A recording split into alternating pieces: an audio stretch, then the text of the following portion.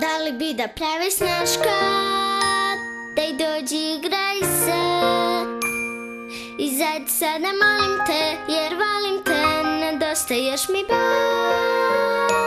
Mi bile smo baš bliske, sad više ne, da znam barem razlog što. Da li bi da pravi Snježka, ma ne mora da bude Snješko.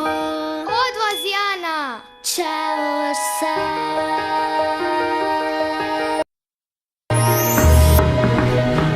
Da li bi da pravi Snješka, il da jurcamo u krug? Sad hitno tvoje društvo trebam ja, jer pričam slikama i njihov krade mir. Jer ja sam uvijek sama u tim sobama, dok sat mi otkucava.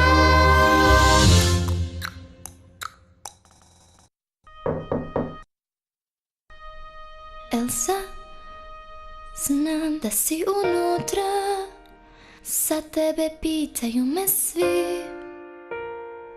Da budem hrabra, evo trudim se, tu sam kad trebaš me, otvori mi. Od sad smo na tom svijetu, same ti i ja, moramo snagu naći.